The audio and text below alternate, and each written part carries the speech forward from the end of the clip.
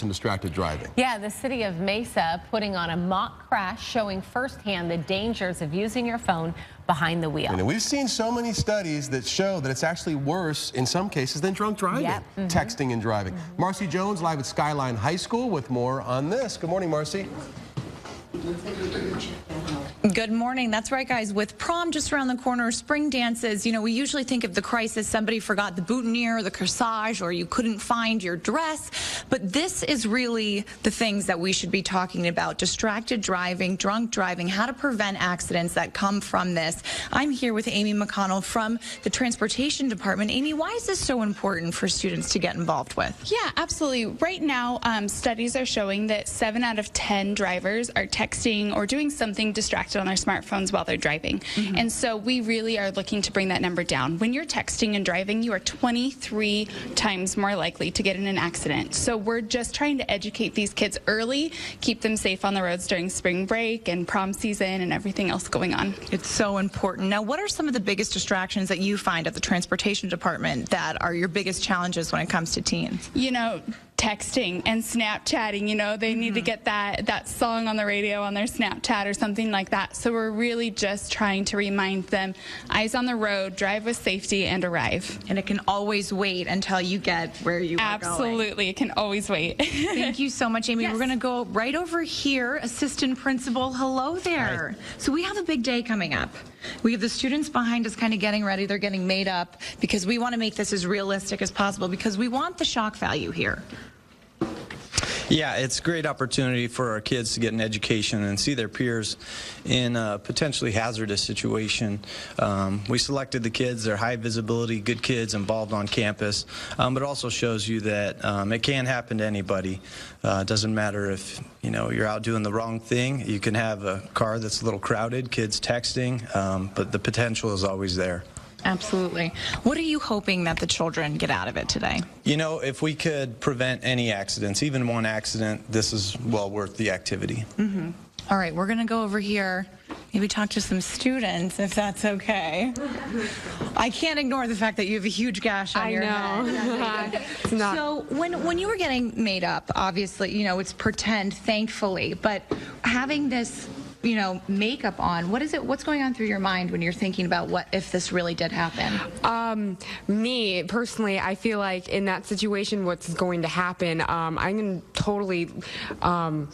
freak out, like totally freak out, because I'm usually the passenger. I'm usually the one that's like, okay, let's turn up the radio, and I have to be very aware of everything. And now going into a car in the near future, I'm gonna be super nervous because I actually know and lived through something, and I'm thankful that I wasn't hurt actually through the process. Do any of your friends outside of this room know that this is happening? No, everyone thinks my first performance is going to be at the play I do next week, so this is actually going to be a surprise for everyone. Wow.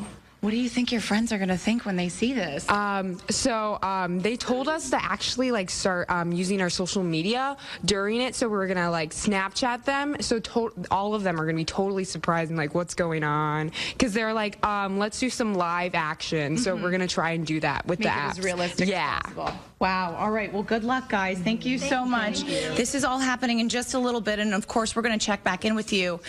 When that happens, we're going to be with the fire PIO and just kind of getting the behind the scenes of all this. But guys, this is really important. And Andrea, we were all, kind of laughing yesterday about you following your kids on the bus. But this is, you can't always be there with your kids. So that's why this is so important to put that visual in their heads. No, you're so right. You're so right. Well, once they're teenagers, I mean, you try to keep tabs on them. But it's harder. You've released them out into the world.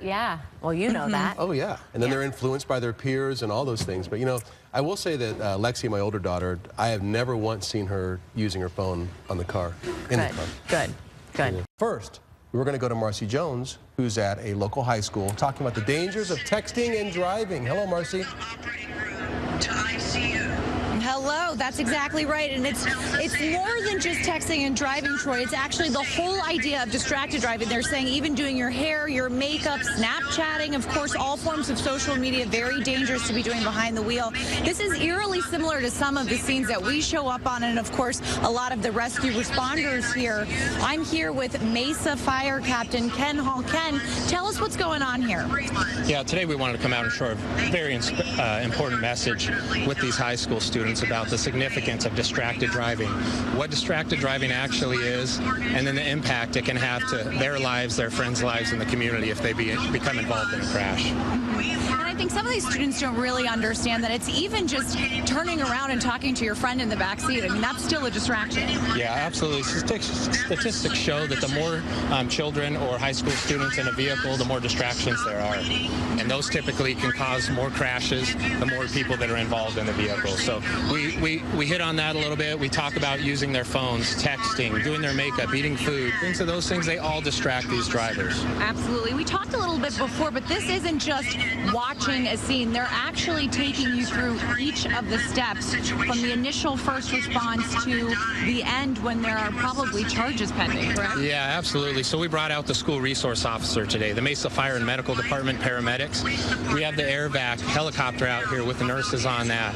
We also have trauma nurses out here as well. And then, of course, we have Mesa PD involved. So they can see from start to finish all the levels that this touches and all the impacts that it will have on themselves and students and everybody in the community when something like this happens. Now, when you look out in the crowd and you see some of the faces on these students, what are you seeing? What has the reaction been before?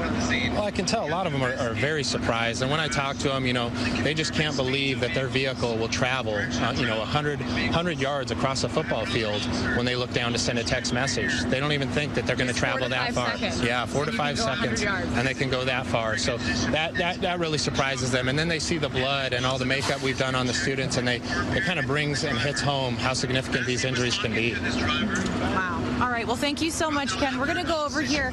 We have some students who were involved in this mock crash. Thankfully, they just have paint on their faces. But girls, tell us kind of what's going on through your mind when you're doing this in front of all your fellow students. Well, first of all, I was like really nervous for it's scary being in the car and seeing like the body, and then it's scary seeing that this actually happens in real life. Absolutely. What about you? We were more surprised than anything.